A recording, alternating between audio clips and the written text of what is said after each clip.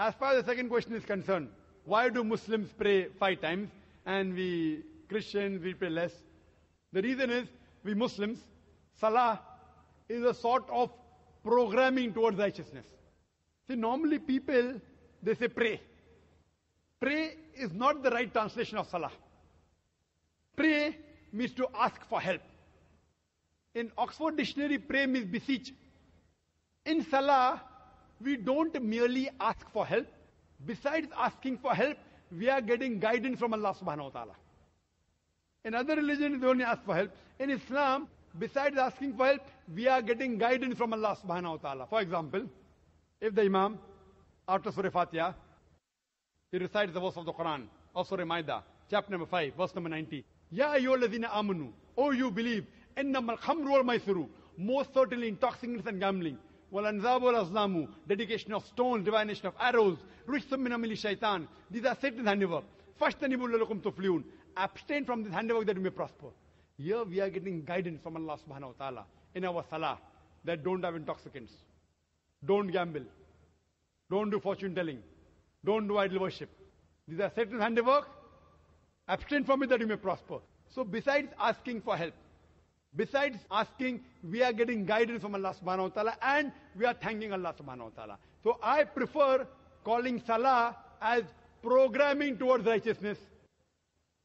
Programming towards righteousness. And if you analyze today, the amount of evil we see around us, bad things happening, evil thing, obscenity, cheating, there are high chances that we can get deprogrammed. How a doctor tells you, for a healthy body, 3 meals a day. So our Creator, Almighty God, knows that we have to be programmed 5 times a day, so that we will be on the straight track. So He is our Creator, He knows that. So if you are a true Christian, even you should offer 5 times. You know why? Because if you read your scriptures, the book of Acts, like how we do ablution, Surah Maida chapter 5, verse number 5, that you have to wash your hands, wash your face, rub the head with water, and wash the feet up to ankle. Similarly is mentioned in the book of Acts.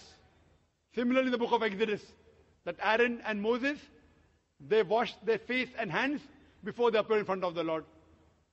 Same thing, the basic part of Sajda, the sujood, if you read Genesis chapter number 17, verse number 3. It says that Abraham fell on his face and prayed to God. In Numbers, chapter number 20, verse number 6, Aaron and Moses, they fell on their face and prayed to God. Joshua, chapter number 5, verse number 14, Joshua fell on his face and prayed to God.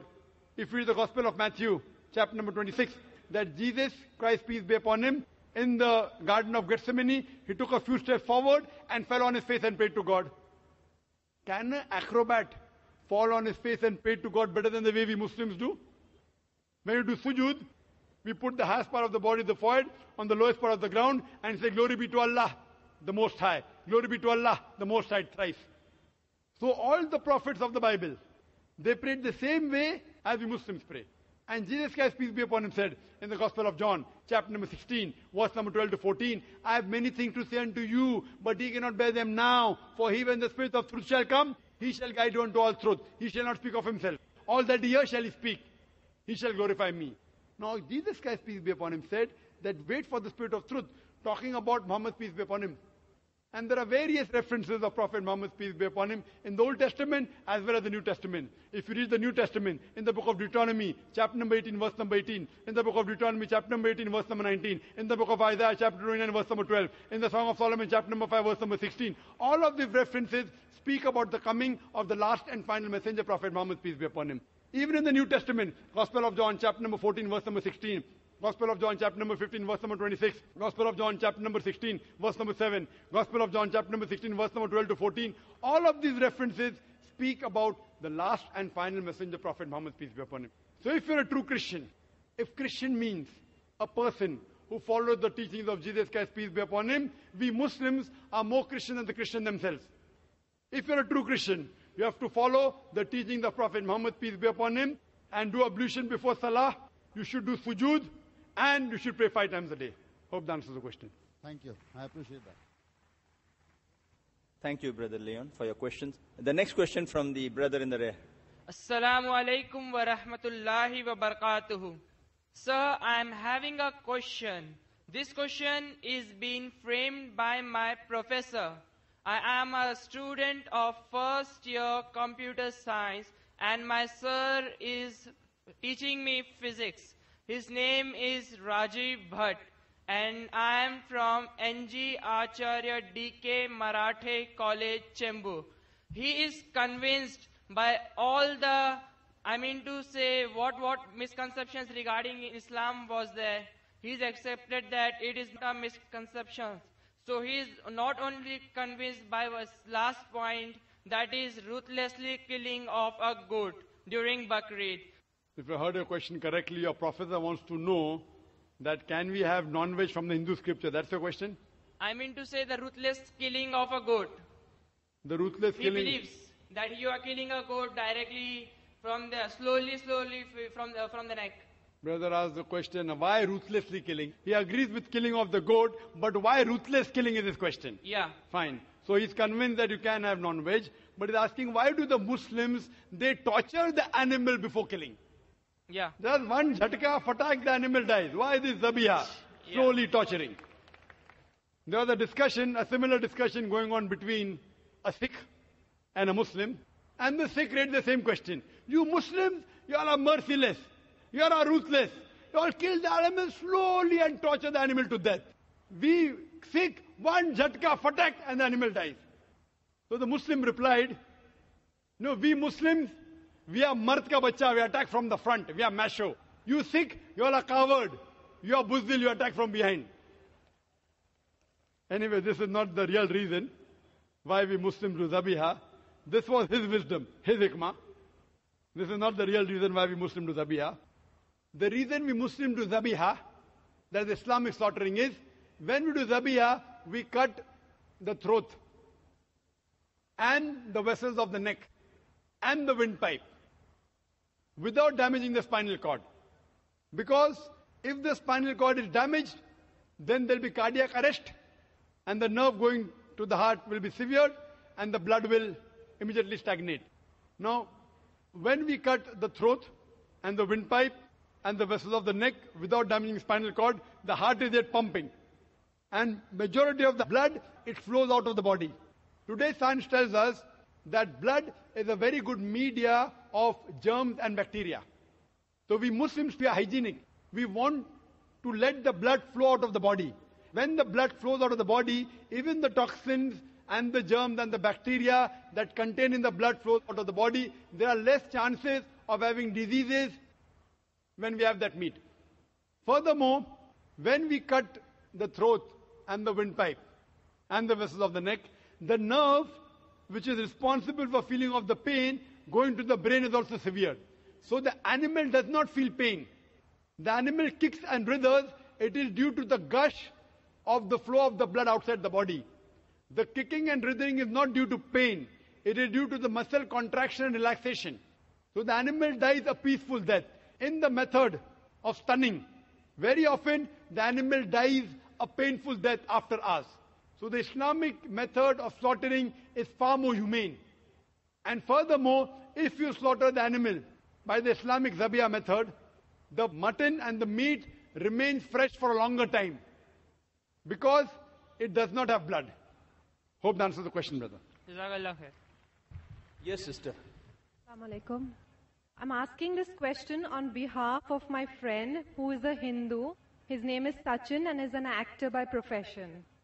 He would like to know why Muslim women are not allowed in the Qabristan or graveyard, and if it is the grave that women are not allowed to visit, then does that include the dargah? Sister asked the question that why aren't women allowed to visit the graveyard? And there are various different hadith.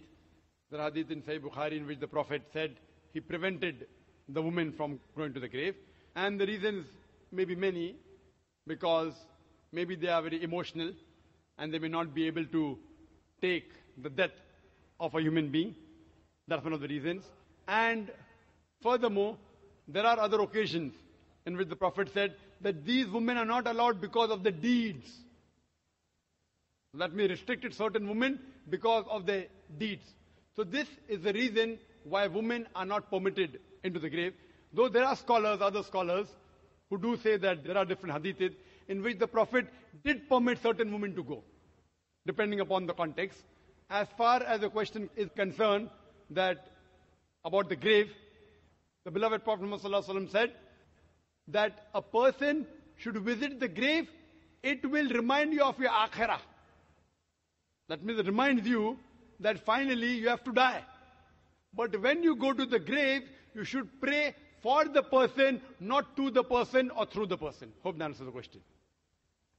Yes, brother. Your name and profession and your question. My name is Kedar and this is my friend Nazish. My question to you, Mr. Nayak, is that the laws that govern the universe have not changed from the time the universe was created. They were always there since the creation of the universe. So does God have any choice in changing the laws of the universe since time immemorial? Why hasn't God not changed the laws which governs the universe? If the God has no choice in changing the laws of the universe, then why call him God? The brother asked a very good question. That the laws of the universe have been same since the time it has been formed. So does God have a choice of changing the laws or not? And if God does not have a choice, then why call him God? I agree with you. It is God's choice that he does not want to change. That's the reason he hasn't changed. He should not follow your choice. So it is God's will that he does not want to change. Now you are forcing him to change. Why should he follow you? If God wants to change, he can easily change. But Allah says in the Quran, in Surah Rum, chapter number 30, verse number 30, that follow the nature of the law. So this is God's law. If he wants, he can change, but does not want to change. That's his choice. Now you will tell him that, okay, that God, he wants to make the sun rise from the east and set in the west. The challenge is you, that can you make the sun rise from the west and set in the east? The answer is no. But on the day of Qiyamah, one of the signs of Qiyamah is that the sun will rise from the west. To show that if God wants, he can do it. So on the day of judgment, Qiyamah, that will happen. How will it happen? Allah Alam. So Quran says clearly in Surah Fatir, chapter 35, verse number 1, that Allah has power over all things.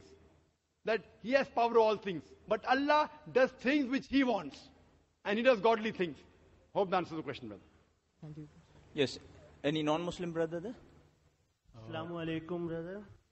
I'm asking this question on behalf of my very close friend. He's a non-Muslim. He don't want to disclose his name, but he's an engineer by profession. He want to know Quran does not contradict with modern science, but it says Adam alayhi salam was the first man on the face of the earth.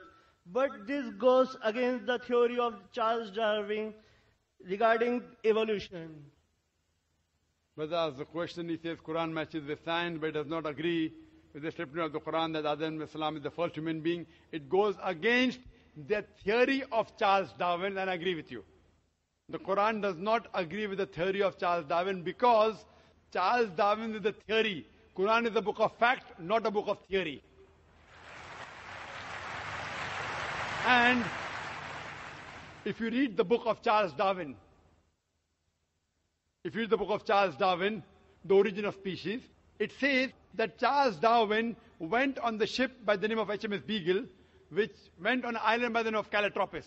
And he saw birds pecking in holes and niches.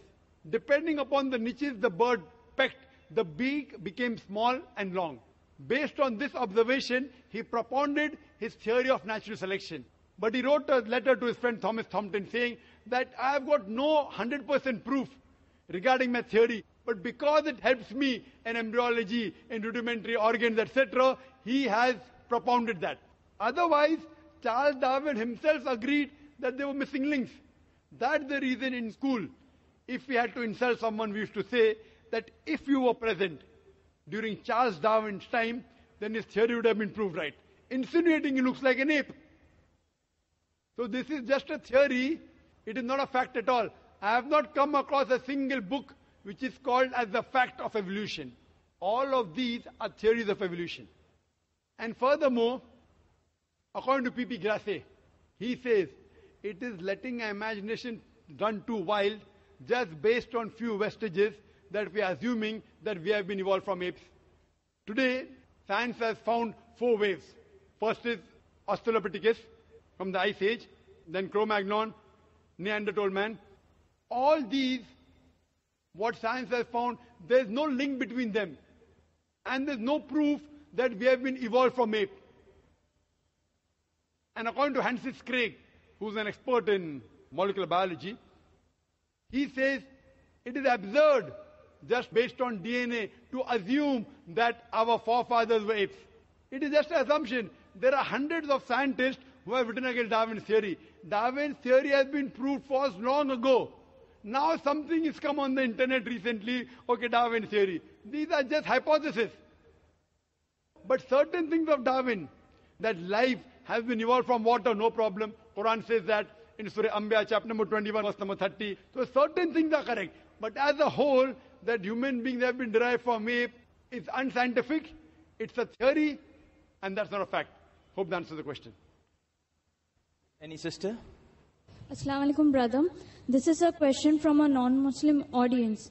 Her question states that we see on television many women being tortured in Afghanistan. Why do Muslim men torture or degrade women in Islam? Sister asked the question that we see on the television, that Afghanistan, Muslim men are torturing women. So why in Islam Muslim men torture and degrade the women? Sister, this question was replied just a few days earlier on the second day of the conference, on Saturday. On Saturday, 31st of October, I gave a talk, Women in Islam Protected or Subjugated. And I gave the talk in detail. So ask your friend to watch that tape, watch the DVD. Inshallah, it will answer all the queries. Regarding your main point, that she saw on the television, that in Afghanistan, Muslim men, they are beating the women. And once when I was traveling, I came across a Malaysian couple. Both of them were doctors. They said that they spent more than a month in Afghanistan. And they told me that what they saw on television, the Taliban's beating the women, they aren't Talibans.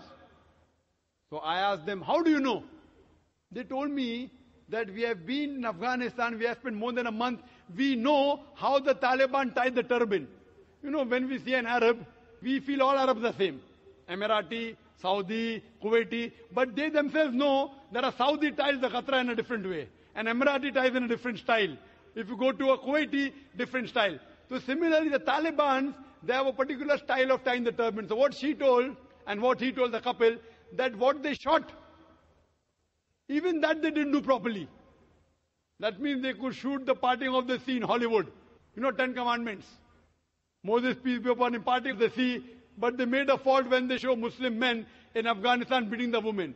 So therefore the Quran says in Surah Hujurat, chapter number 49, verse number 6, whenever you get information, you check it up before you pass it on to the third person.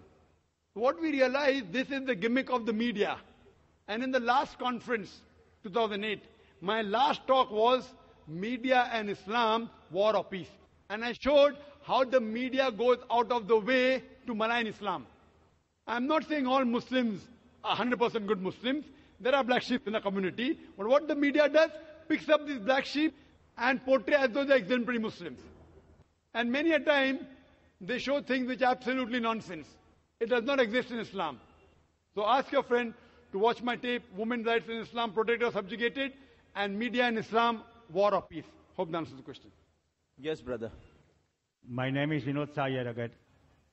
I am doing research on this subject of spiritual science, aura. One Muslim lady I have treated for breast cancer. She was operated for one breast, right side breast, in Tata Hospital. And second time she got breast cancer in the left breast. And when I have taken photograph of that lady, I came to know about the soul that was present, animal soul, what non-veg you are eating. Animal soul you can visualize in the shape of that animal only. So this is an energy, and electromagnetic energy of any kind is the root cause of 99% of health problem. Say mobile. How much mobile is danger? To kill 100 crore people of India, the mobile itself is sufficient, And government doesn't know, medical science doesn't know the science of spiritual science of invisible energy, that is electromagnetic energy. Any electricity. Brother, Dr. Zakir is a medical and a science student.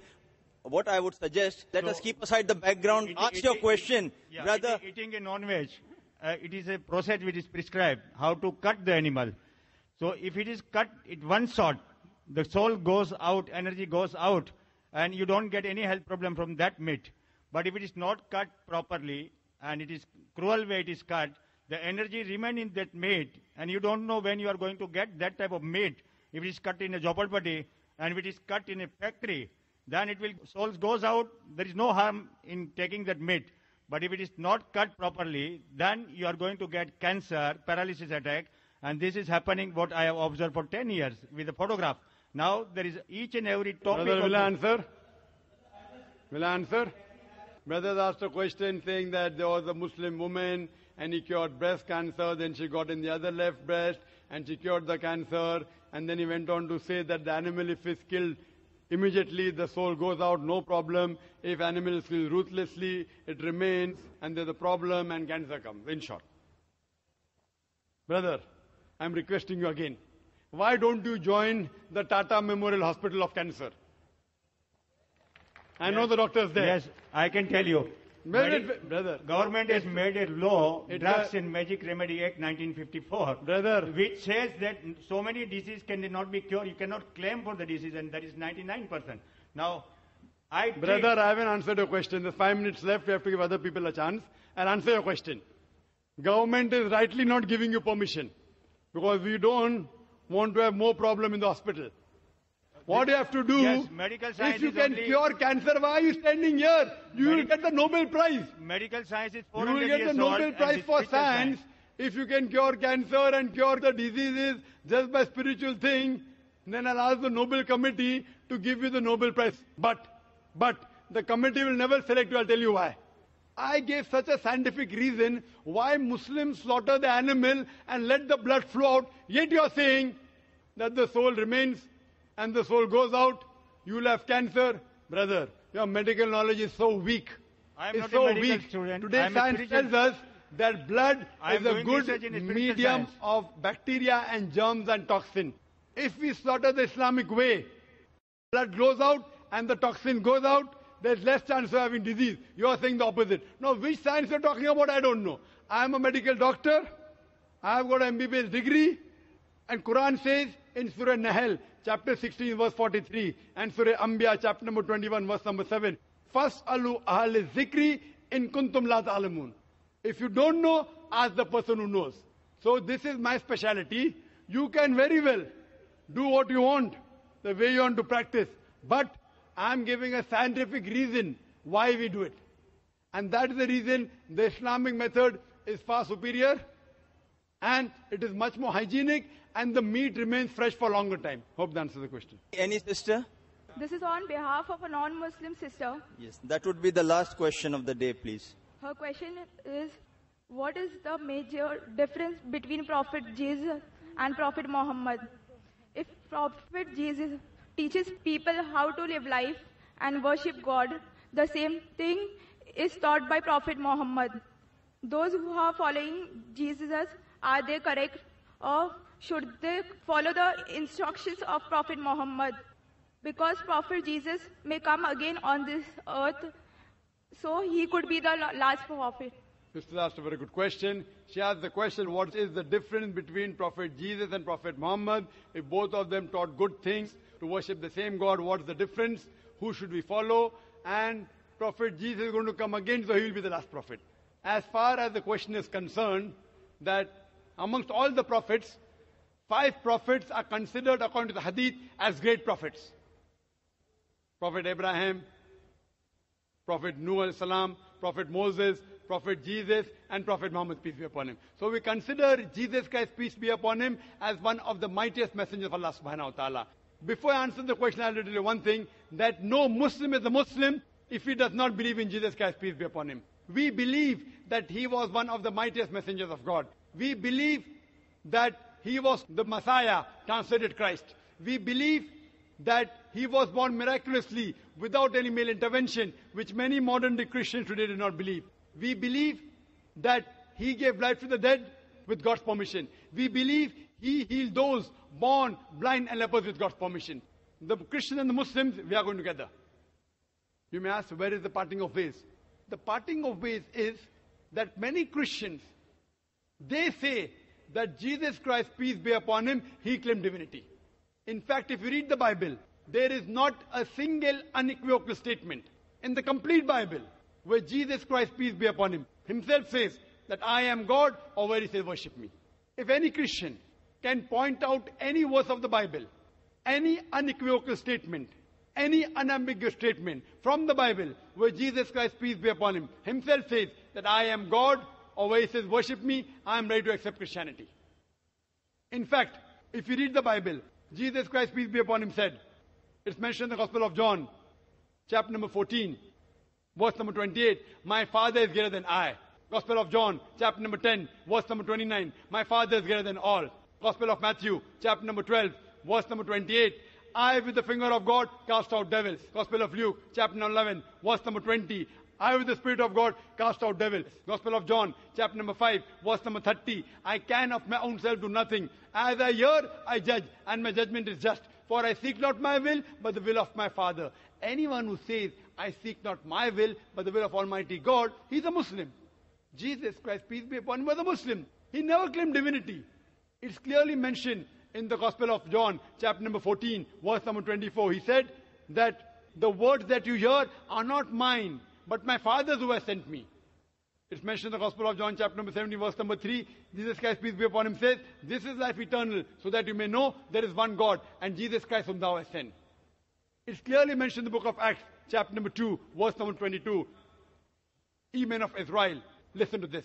Jesus of Nazareth, a man approved of God amongst you by wonders and miracles and signs, which God did by him, and you are witness to it.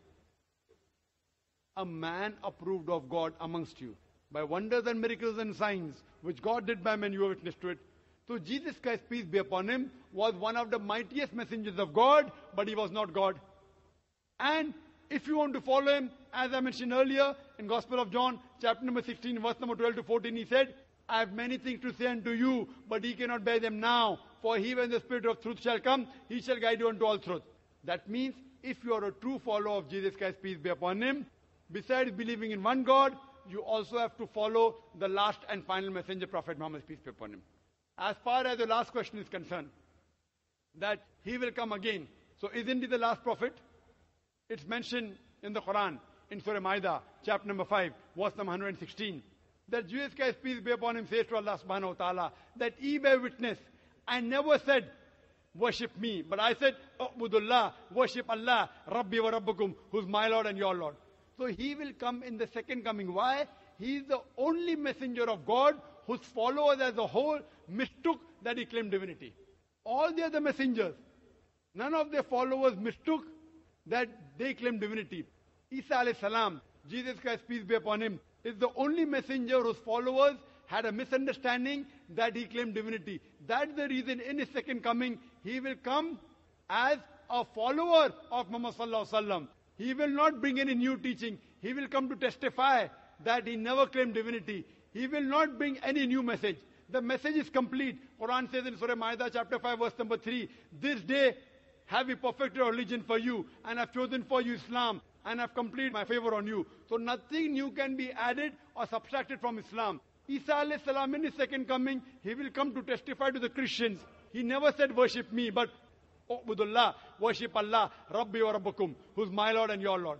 So he will come as an ummat of Muhammad sallallahu alaihi wasallam to clarify the misconception among the Christians. Hope that answers the question. Wa akhir da'wana alhamdulillahi rabbil alameen. Jazakallah, Dr. Zakir. We apologize for those who didn't get a chance. Inshallah, this session will continue tomorrow, so much so that we'll have no lecture of Dr. Zakir. Your challenging questions can be asked in an exclusive open question answer session called Ask Dr. Zakir. Inshallah, it will start with the Qiraat by Sheikh Salah Al-Budair, Imam Masjid Al-Nabi. Tomorrow, same place, same open ground, 6:20 p.m.